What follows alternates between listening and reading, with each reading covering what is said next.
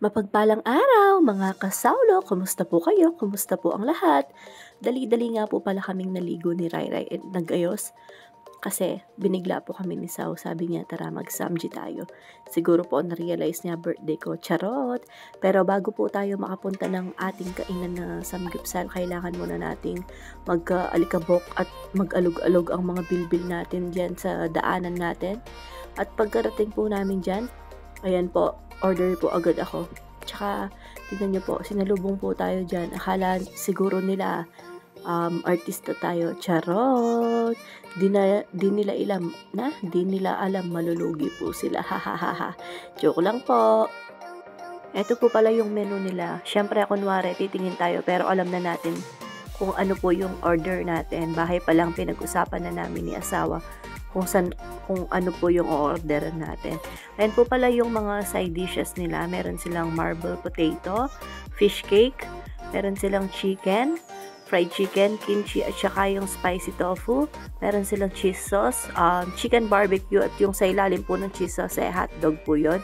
Di mawawala yung lettuce at saka yung juice po. Ayan po pala yung sa loob nila.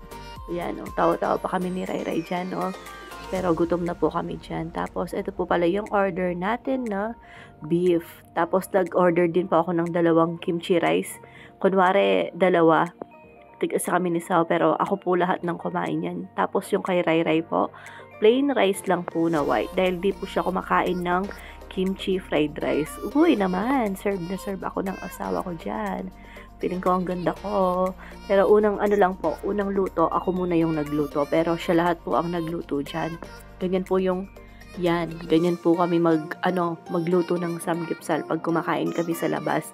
Isa ang luto po dahil po yung ni asawa, yung pagkain po niya, isang subo pang 5 katao. Nauna na po pala si Rayray kumain kasi gutom na daw po siya. Kaya gandang bata. Thank you po, Lord!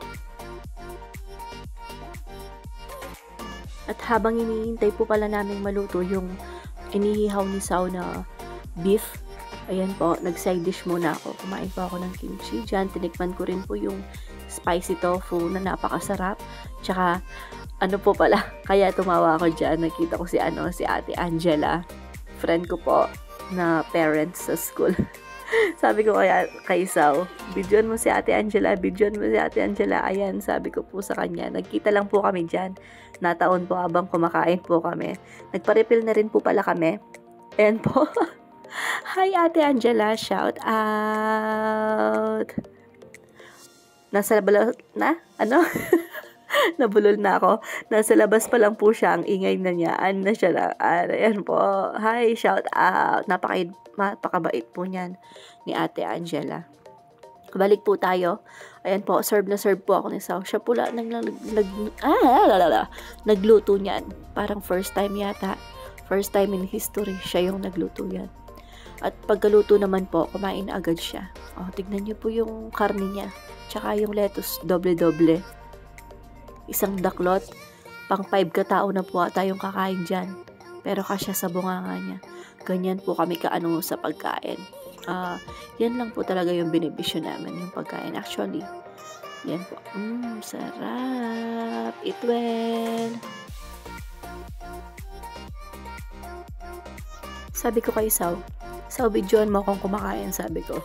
Tapos, di niya ako pinapansin. Sarap na sarap yung kain niya. So, ayan po. Nakadami na po kaming refill dyan. Mga pang-4 na refill na. Tas, ayun po. Tawa pa kami ng tawa ni Sao dyan. Kasi may kwento po kami na, refill sa samgyupsalan po. Sa unlimited. Lagi po kaming naka-cut off ni asawa. Pag kinakat kami, di ba unlimited? Pag unlimited, di ka naman po ikakat basta-basta. Dahil sa dami ata niyang kumain. Sa sobrang dami niyang kumain. One time, kumain po kami. Pa namin nun, mga way back 2017, ganyan po. Di kumain kami. First time namin, second time. Second time namin mag-samgyupsal sa resto na yon. Siguro, pero hindi pa naman masyadong madami yung kinain namin. Mga 3 refill pa lang. Tapos lumapit sa amin yung crew. Sabi niya ganun, ma'am, sorry po, hanggang 3 lang po yung pag-refill. unlimited po yun. Kaya yun, nawalan kami ng gana doon. Pero, di ko na po i-mention kung anong restaurant yun. Mag-umpisa po nun, di na kami kumain doon. Pero, solid na masarap din po yung dating Mr. Kimchi dito sa amin. Ay, napaka-solid po nun. Kaso, wala na po siya. So, ayan po, na-share ko lang po yung kwentong samgipsal namin. Kasi, parang sabi nila sa amin na minsan, di na tayo pinapansin. Hindi, joke lang po. Kasi dyan po, ikaw na lang yung mahihiyang magpa-refill sa pabalik-balik po ng mga crew nila. Grabe. Sobrang solid po ng service nila dyan. Tapos, masarap pa po yung food. Tapos, may makakain naman po yung mga bata dyan sa side dish nila na chicken. Ayan, kaya tawa po ako ng tawa dyan kasi ayun po, pinagkukwentuhan namin ni asawa yung dating experience namin sa samgipsalan. So, ayan po, after po kumain ni Rai, sabi niya, busog na siya. Gusto daw niya ng ice cream. O, sige, sabi ko, kuha ka. Sabi ko, ayan po yung napili niya, yung melona na ube flavor po. Ayan, kaganda. Thank you po, Lord. Napakabusog. Sobrang busog po namin. Ayan po. At tapos na po kami dyan. At tignan nyo po, sobrang tulala na ni asawa sa sobrang kabusugan niya. Pasensya na po ako, medyo bulol-bulol pa yung pagtatagalog ko. Tapos, after po namin kumain, sabi namin mag-soft drinks kami, punta kaming Oval. Sa unang pinuntahan po namin, walang soft drinks, walang Coke Zero. Tapos, sa pangalawa po, so, ayan, tinry namin. May tambayan naman po dyan. Pwede naman pong magtambay muna dyan. Dyan na lang po kami. Tsaka napaka-peaceful ng ambience. Lalo na walang masyadong tao ngayon sa harap ng convenience store na yan. Tapos, nagkukwentuhan po kami ni Sao about sa life. Ayan, sobrang saya lang po namin. Kahit na simpleng celebration lang po ng birthday. 30th birthday ko po. Ayan, kain lang po kami. Tapos, kwentuhan, soft drinks, tambay. Wala po pala si ate dyan kasi nasa kila ate Malu po. Yun po, gusto lang po namin i-share kahit yung mga maliliit na bagay lang po na tulad nyan. Masaya na po kami. Yung kahit ano lang po yung meron kami. Sobrang blessed na po namin. Thank you po, Lord. Hanggang dito na lang po. Bye!